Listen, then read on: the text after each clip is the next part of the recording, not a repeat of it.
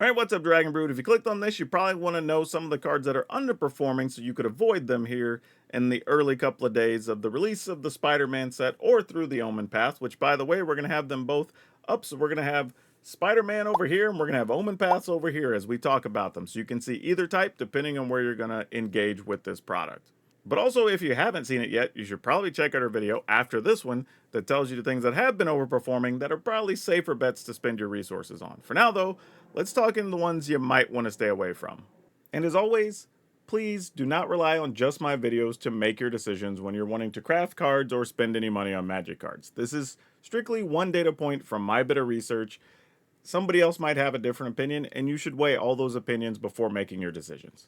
And I will be looking off camera a couple times because I got to read these names, but this is Spinneret and Spiderling gets my honorable mention here as Rizna the Spider Crowned. Honestly, this card seems like it should be very good. As a 1 mana, 1/2, it's got a little bit of upside, it can get some counters, but it just didn't work out that way a lot of the times I saw it. I felt like you wanted to play it in some spider heavy list, but here in the early goings, I'm not going to say avoid it entirely, which is why I made it my honorable mention. I just don't think it's one we need to go crazy with. I think there's still other quality 1 mana things that we should just be playing. So unless it's relevant that it's a hero or a spider or something along those lines, then sure, go ahead and play it.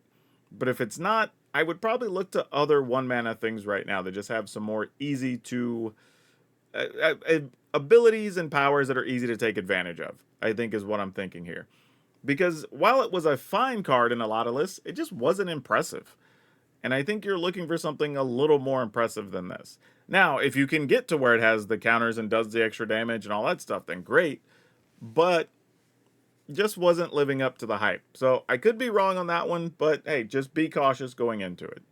And before we get into the rest of the list, let me say that, again, this isn't saying that these cards are trash or that you should avoid these cards at all costs. This is just saying here in the early goings, we may not have figured out the best things to do with them yet. Or spending your resources on them could leave you kind of resource light, trying to solve a puzzle that we just don't know the answer to yet when you could spend them on something better. That's all. Just want to make that clear. This isn't saying don't ever craft these, because there is a world where we get 2 weeks down the road and maybe we come back to these cards and say, oh, maybe. But just from what we've seen as far as prices on things, people we've talked to online, videos we've watched of various creators playing with stuff, this is what our assessment is. Anyway, this is one of the most hyped cards out of the set that so far has done bupkis, and that's Rent is Due or Confessor's Bindings. Now, this is one I think it has all the right words, right? You can just get extra resources and all you have to do is tap stuff or whatever. But if you go back to the video with me and Dev where we talked about our sleepers or overrated cards, this made our overrated list because our argument was often, okay, but what does the deck look like that's playing this? How many decks want to just leave up some amount of artifacts or creatures and not do anything to just tap those each turn to get a card? Not saying they don't exist, but I don't know if the decks that can do this, which are artifact heavy, even need this type of card or want this, because that's not what they want to draw early. But do they need it late because they're already getting all the value anyway? The answer might be just like 1 or 2 copies, sure, but it's definitely not the 3 copy in creature decks that I think a lot of people thought it was going to be. As a matter of fact, I only even saw it a couple of times and it looked pretty abysmal when we saw it. So right now, I would say hold off till we figure out the best thing to do with this card, because again, hype, sure, I get it. It has all the right words, but seeing it in action, it looked real rough. That's all I'm going to say on this one. Just be careful. Hold your resources on this card. Doc Ock's Tentacles or Giantcraft Helm. This one's... I felt like people wanted to just live the meme dream on this one, and it just never happened. I get the idea of getting to play a affordable equipment card, and then you get to play a big monster, and it's automatically a huge monster. And that's great. But the reality is, it just doesn't work that often. I mean, even now, the best thing people are saying is like, oh, well, we could play it with the new Warp Dragon. Okay, cool. What else are we playing with it? You know, every time you ask people and say, what does the rest of the deck look like? It's like, well, it plays this or plays this. And it's like, okay, but do those decks really need this card? Right? What, am I playing other dragons? Well, they don't need this. This is a card you almost never want to top deck, honestly. And your dragons already fly, so how big do they need to be? Are we going to take a turn off just to set this up to be able to play the dragon? And then once you play the dragon and it gets the equipment, then it just dies because your opponent didn't have to target anything else on the previous couple turns. So, I don't know. This one just left me scratching my head, kind of like the guy wearing the dragon's helm, I guess. But at the end of the day, I just don't think this is it. Now, it'll be fun, and we will probably build a deck with it here on the channel and have a blast. But if you're trying to be competitive and get regular steady wins, I would hold off on this one till we find the deck list that works best for this card, and at least has 2 sets of a creature, so at least 8 cards, preferably even 12, that can take advantage of the helm. Okay, this next one, I'm not gonna lie, hurts me a little bit to have on the list, but it's kind of a surprising one in Strength of Will, because I don't think this card's bad in any way, really. I think it's a fine card. I just don't think it's particularly good at doing the thing that most people think you're going to want to do with it. Also, and I mentioned this for a card, and you'll have to watch that video to find out, from our overachievers list, but we don't have a lot of cards that both give stuff indestructible and hexproof. This only does one of those things. And don't get me wrong, saving your creature from any spot removal is going to be good, and even better when you get to stop damage-based stuff. But I think I would rather still have something like Defend the Rider that gives a creature hexproof and indestructible, or also can give me a creature as I need a surprise blocker or something. There's just more flexibility there. A lot of times, having a creature that just gets more counters is just like, okay. I mean, and maybe there's a world if you're playing the +1/+1 counters deck. Sure. Maybe this is something you want. And then just put more counters on your creature. I could see that as a reasonable argument. But I think right now we just have better protective spells, so I'm probably not looking at this one, which is a little bit tough.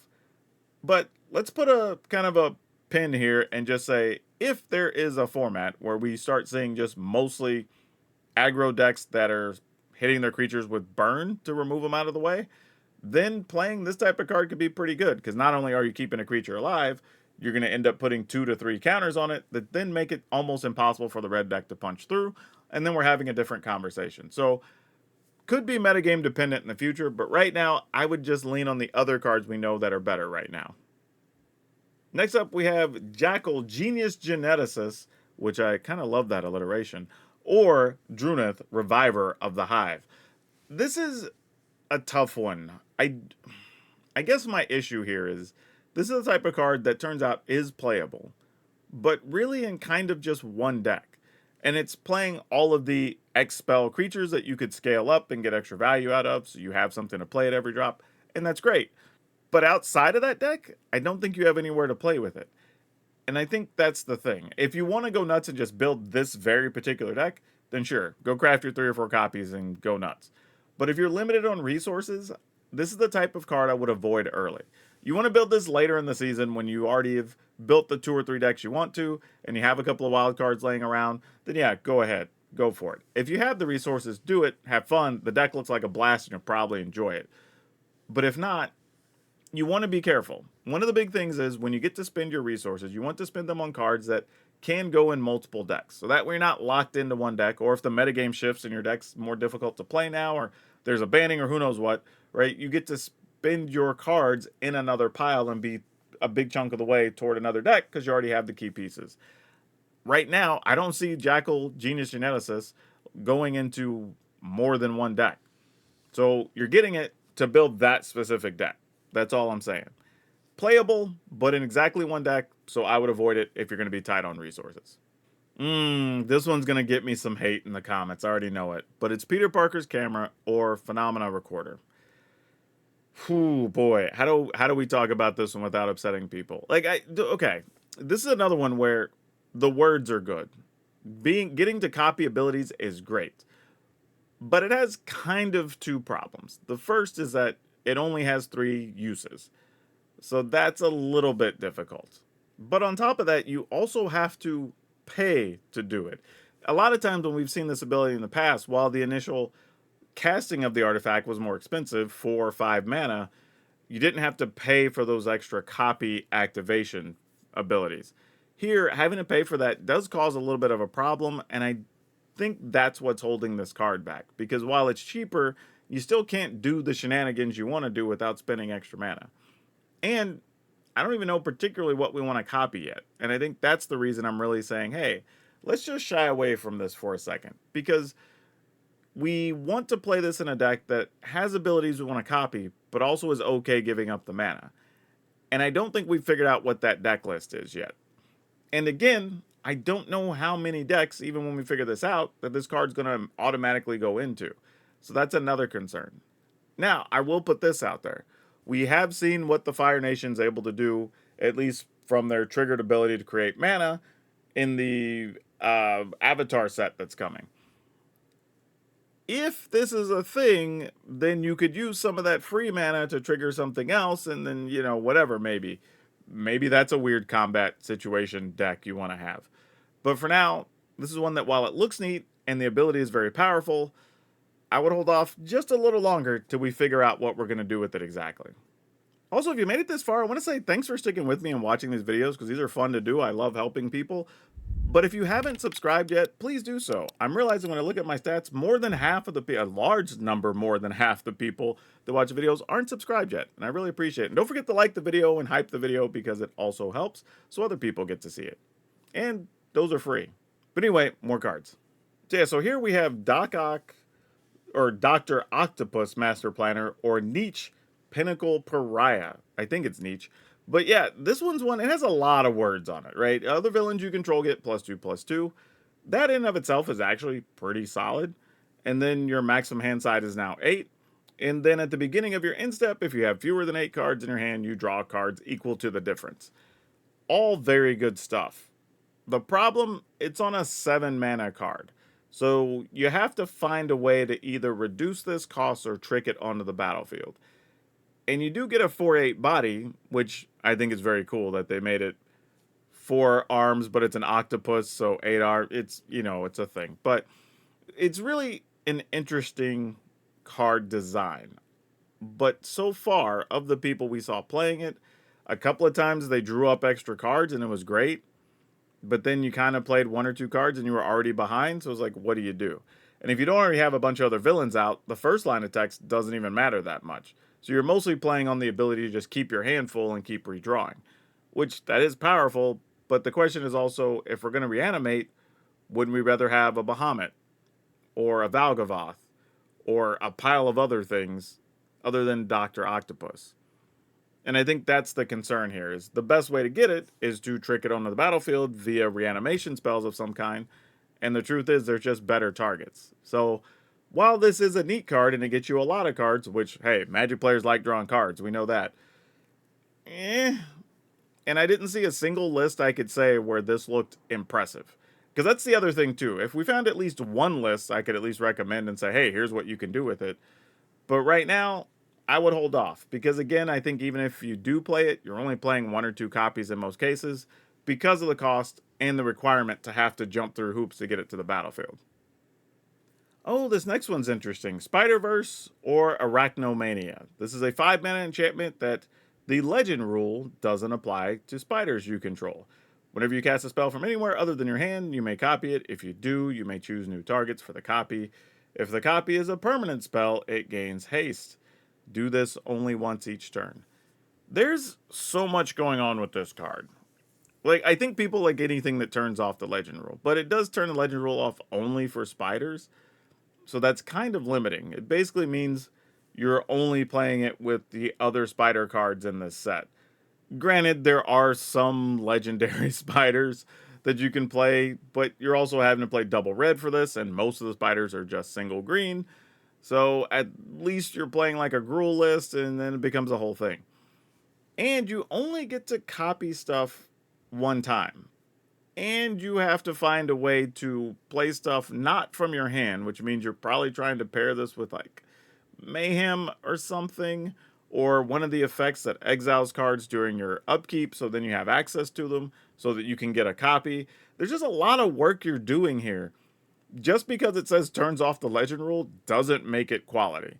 I think that's the thing people went, oh, but you can turn off legend rule. You should play this in your spider deck, whatever. That's nice that you could play this and turn off the concern of having 2 Spider-Man of the same character or whatever. The issue, though, it's still 5 mana. And a lot of those decks that want to be playing those other cards are trying to be hyper aggressive. They don't want to play a 5 mana card that doesn't do anything. Literally, this does nothing until you play your next card. Right? That's the other thing to consider. It's not even like, oh, it generates a treasure, or you get an extra card, or whatever. It literally does nothing until you play another card. And even then, it's only making it to where you can just play your other cards normally and ignore the legend rule. You don't get any real value unless you already have some part of your Rube Goldberg machine set up where you can discard a thing and then play it, or exile a thing, or whatever, and then replay it. So I don't know. It's one of those cards where I get it. I understand why people are going to like it and are going to try to force it. I don't think the aggro spider decks need this at all. I think you're totally okay. Yes, there will be times that a card gets stuck in your hand because it's legendary or whatever. Fine. That's just a situation with playing Legends. Again, we play like Naya Legends list and things like that we've seen before that aren't that big a deal when you have multiple copies of a Legend. I just don't think we're going to be playing this card very much. Oh yeah, this is another one I'll read so I get right, but it's Spider-Man 2099 or Yoharis the Storm Spinner. But it's a weird card, right? You can't play it on your first, second, or third turns of the game. And then it does have double strike and vigilance. So I give it that. It's a 2-mana 2/3 with double strike, vigilance. Great text, right? And then at the beginning of your end step, if you played a land or cast a spell this turn from anywhere other than your hand, Spider-Man 2099 deals damage equal to his power to any target. This is just a weird card, right? Don't get me wrong, it's kind of flavorful for the character if you know, but outside of that, this is a little bit of a weird one because you have to, again, kind of like Spiderverse or Arachnomania, find a way to play the card from somewhere other than your hand. And again, maybe it's exiling stuff during your upkeep or whatever, discarding, whatever the case is. And then maybe also trying to find a way to grow this card's power so that you can deal extra damage for this extra work that you're putting in. I don't know if it's really worth it.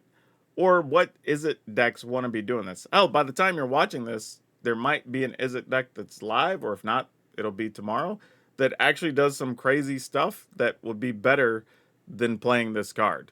So I don't really know where this fits, because it's not really an Is It aggro card, because again, you can't play it through the first 3 turns, so it's effectively a dead card in your opening hand. Worse if you get multiples, right, because it's also legendary. And let me say, I did see a couple of versions that were playing the Is It style aggro kind of VV-ish thing that you're playing a lot of spells to like draw and exile cards you can play till the end of your next turn, and that seemed like the best use for it, but I didn't see one that was really impressive yet. So there's probably still something to do with this. I just don't think we figured it out yet.